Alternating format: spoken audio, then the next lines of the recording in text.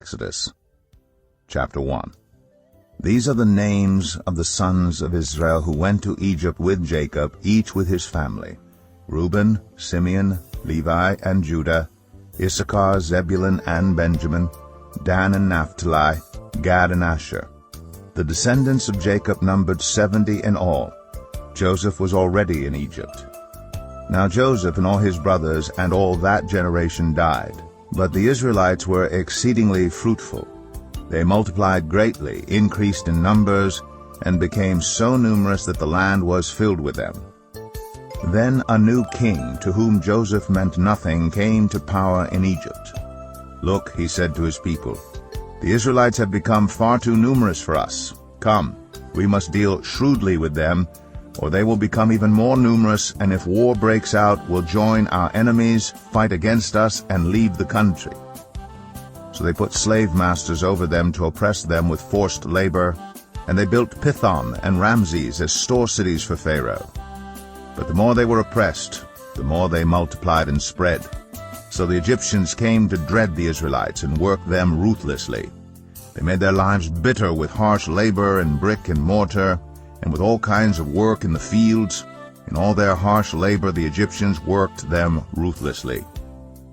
The king of Egypt said to the Hebrew midwives, whose names were Shiphrah and Puah, "When you are helping the Hebrew women during childbirth on the delivery stool, if you see that the baby is a boy, kill him. But if it is a girl, let her live." The midwives, however, feared God and did not do what the king of Egypt had told them to do. They let the boys live. Then the king of Egypt summoned the midwives and asked them, "Why have you done this? Why have you let the boys live?" The midwives answered Pharaoh, "Hebrew women are not like Egyptian women. They are vigorous and give birth before the midwives arrive." So God was kind to the midwives, and the people increased and became even more numerous. And because the midwives feared God, he gave them families of their own. Then Pharaoh gave this order to all his people: "Every Hebrew boy that is born you must throw into the Nile, but let every girl live." The Book of Exodus chapter 1. These are the names of the sons of Israel who went to Egypt with Jacob, each with his family: Reuben, Simeon, Levi, and Judah, Issachar, Zebulun, and Benjamin, Dan and Naphtali, Gad and Asher. The descendants of Jacob numbered 70 in all. Joseph was already in Egypt. Now Joseph and all his brothers and all that generation died, but the Israelites were exceedingly fruitful. They multiplied greatly, increased in numbers, and became so numerous that the land was filled with them. Then a new king, to whom Joseph meant nothing, came to power in Egypt. "Look," he said to his people, "the Israelites have become far too numerous for us. Come, we must deal shrewdly with them, or they will become even more numerous, and if war breaks out, will join our enemies, fight against us, and leave the country." So they put slave masters over them to oppress them with forced labor, and they built Pithom and Ramses as store cities for Pharaoh. But the more they were oppressed, the more they multiplied and spread. So the Egyptians came to dread the Israelites and worked them ruthlessly. They made their lives bitter with harsh labor and brick and mortar, and with all kinds of work in the fields. In all their harsh labor the Egyptians worked them ruthlessly.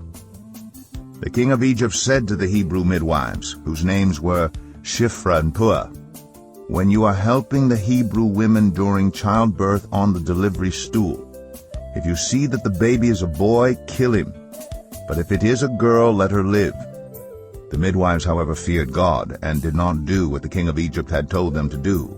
They let the boys live. Then the king of Egypt summoned the midwives and asked them, "Why have you done this? Why have you let the boys live?" The midwives answered Pharaoh, "Hebrew women are not like Egyptian women. They are vigorous and give birth before the midwives arrive." So God was kind to the midwives, and the people increased and became even more numerous. And because the midwives feared God, he gave them families of their own. Then Pharaoh gave this order to all his people: "Every Hebrew boy that is born you must throw into the Nile, but let every girl live. Exodus 2. Now a man of the tribe of Levi married a Levite woman, and she became pregnant and gave birth to a son. When she saw that he was a fine child, she hid him for 3 months. But when she could hide him no longer, she got a papyrus basket for him and coated it with tar and pitch. Then she placed the child in it and put it among the reeds along the bank of the Nile.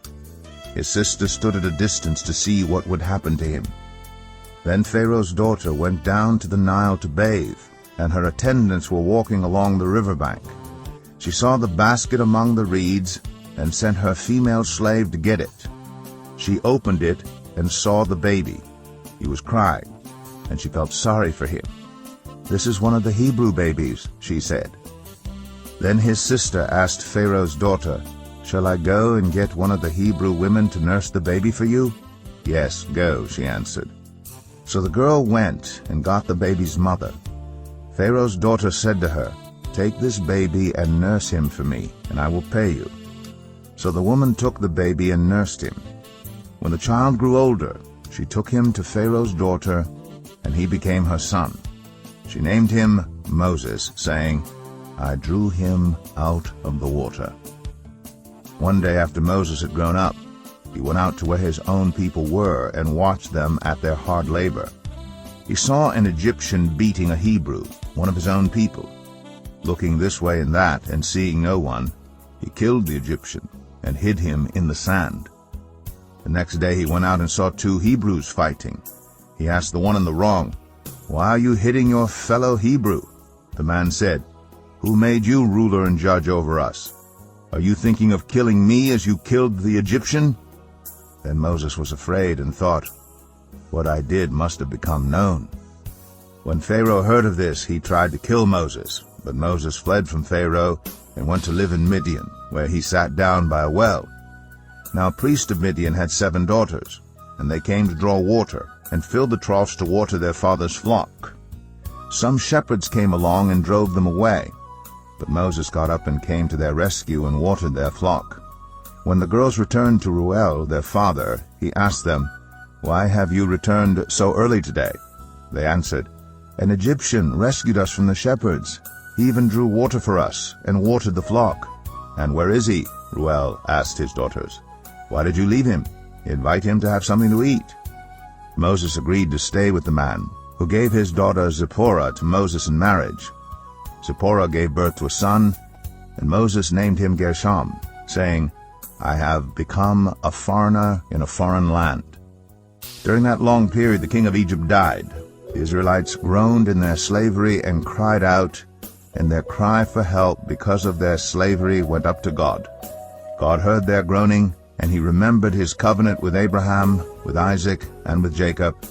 So God looked on the Israelites and was concerned about them.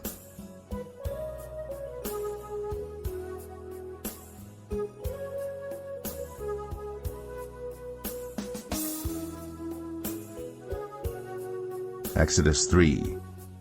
Now Moses was tending the flock of Jethro, his father-in-law, the priest of Midian. And he led the flock to the far side of the wilderness and came to Horeb, the mountain of God.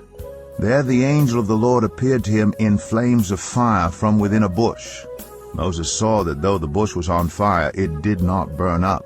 So Moses thought, "I will go over and see this strange sight, why the bush does not burn up." When the Lord saw that he had gone over to look, God called to him from within the bush, "Moses, Moses." And Moses said, "Here I am." "Do not come any closer," God said. "Take off your sandals, for the place where you are standing is holy ground." Then he said, "I am the God of your father, the God of Abraham, the God of Isaac, and the God of Jacob." At this Moses hid his face, because he was afraid to look at God.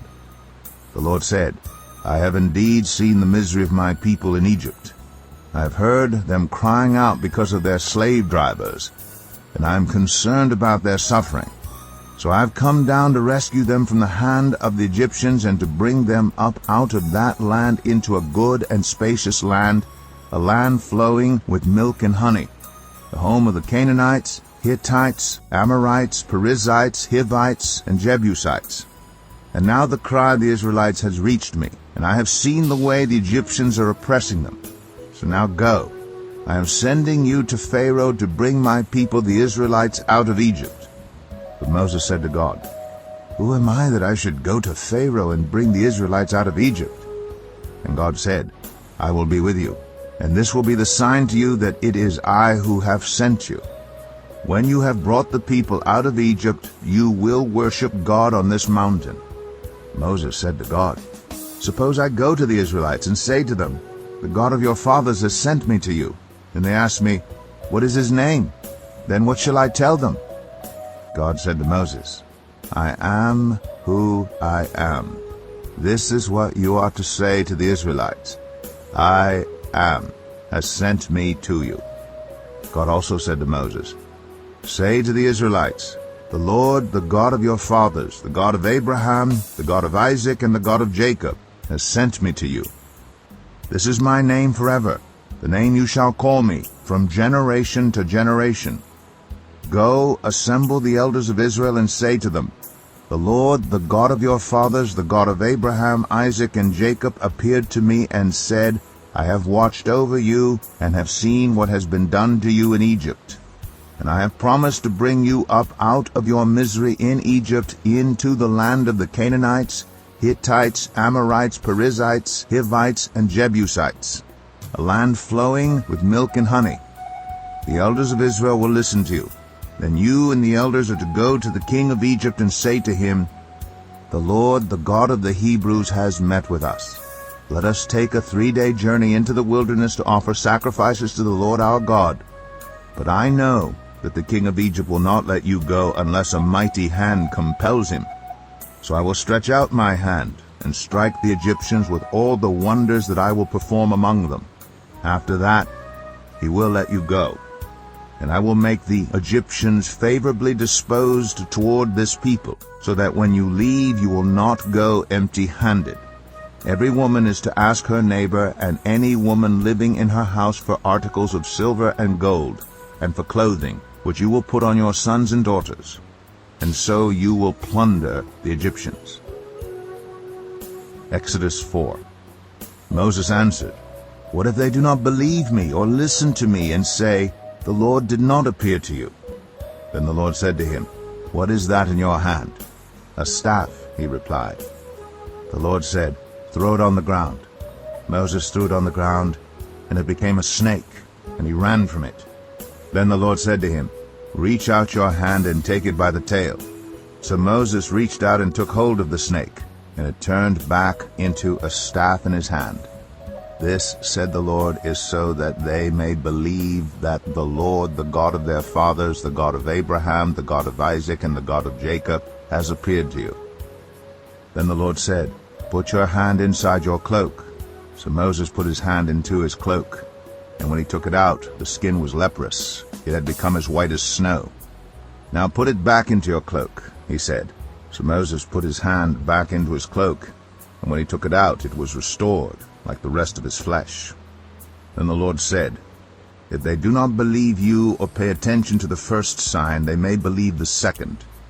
But if they do not believe these 2 signs or listen to you, take some water from the Nile and pour it on the dry ground. The water you take from the river will become blood on the ground. Moses said to the Lord, Pardon your servant, Lord. I have never been eloquent, neither in the past nor since you have spoken to your servant. I am slow of speech and tongue. The Lord said to him, Who gave human beings their mouths? Who makes them deaf or mute? Who gives them sight or makes them blind? Is it not I, the Lord? Now go, I will help you speak and will teach you what to say. But Moses said, Pardon your servant, Lord, please send someone else. Then the Lord's anger burned against Moses, and he said, What about your brother Aaron the Levite? I know he can speak well. He is already on his way to meet you, and he will be glad to see you. You shall speak to him and put words in his mouth. I will help both of you speak, and will teach you what to do. He will speak to the people for you, and it will be as if he were your mouth, and as if you were God to him. But take this staff in your hand so you can perform the signs with it." Then Moses went back to Jethro his father-in-law and said to him, "Let me return to my own people in Egypt to see if any of them are still alive." Jethro said, "Go, and I wish you well." Now the Lord had said to Moses in Midian, "Go back to Egypt, for all those who wanted to kill you are dead." So Moses took his wife and sons, put them on a donkey, and started back to Egypt. And he took the staff of God in his hand. The Lord said to Moses, "When you return to Egypt, see that you perform before Pharaoh all the wonders I have given you the power to do. But I will harden his heart so that he will not let the people go. Then say to Pharaoh, 'This is what the Lord says. Israel is my firstborn son, and I told you, let my son go, so he may worship me. But you refused to let him go.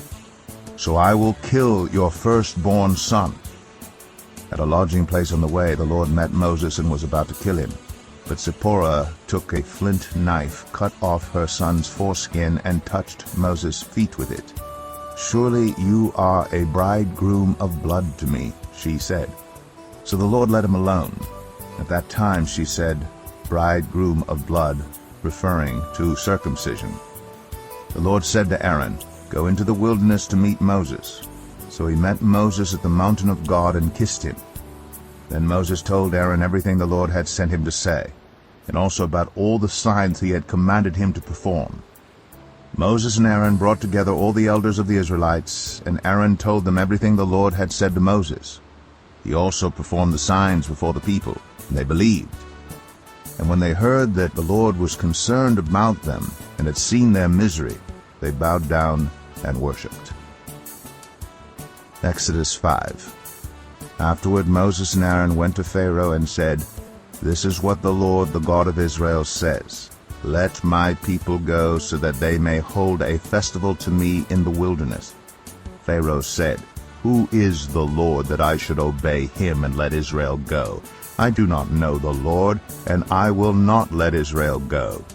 Then they said, "The God of the Hebrews has met with us. Now let us take a 3-day journey into the wilderness to offer sacrifices to the Lord our God, or he may strike us with plagues or with the sword." But the king of Egypt said, "Moses and Aaron, why are you taking the people away from their labor? Get back to your work." Then Pharaoh said, "Look, the people of the land are now numerous, and you are stopping them from working." That same day Pharaoh gave this order to the slave drivers and overseers in charge of the people, "You are no longer to supply the people with straw for making bricks. Let them go and gather their own straw, but require them to make the same number of bricks as before. Don't reduce the quota. They are lazy. That is why they are crying out, 'Let us go and sacrifice to our God.' Make the work harder for the people, so that they keep working and pay no attention to lies." Then the slave drivers and the overseers went out and said to the people, "This is what Pharaoh says, I will not give you any more straw. Go and get your own straw wherever you can find it, but your work will not be reduced at all." So the people scattered all over Egypt to gather stubble to use for straw. The slave drivers kept pressing them, saying, "Complete the work required of you for each day, just as when you had straw." And Pharaoh's slave drivers beat the Israelite overseers they had appointed, demanding, "Why haven't you met your quota of bricks yesterday or today as before?" Then the Israelite overseers went and appealed to Pharaoh, "Why have you treated your servants this way? Your servants are given no straw, yet we are told, 'Make bricks.' Your servants are being beaten, but the fault is with your own people." Pharaoh said, "Lazy, that's what you are, lazy. That is why you keep saying, 'Let us go and sacrifice to the Lord.' Now get to work. You will not be given any straw, yet you must produce your full quota of bricks." The Israelite overseers realized they were in trouble when they were told, "You are not to reduce the number of bricks required of you for each day." When they left Pharaoh, they found Moses and Aaron waiting to meet them, and they said, "May the Lord look on you and judge you. You have made us obnoxious to Pharaoh and his officials, and have put a sword in their hand to kill us." Moses returned to the Lord and said, "Why, Lord? Why have you brought trouble on this people? Is this why you sent me? Ever since I went to Pharaoh to speak in your name, he has brought trouble on this people, and you have not rescued your people at all."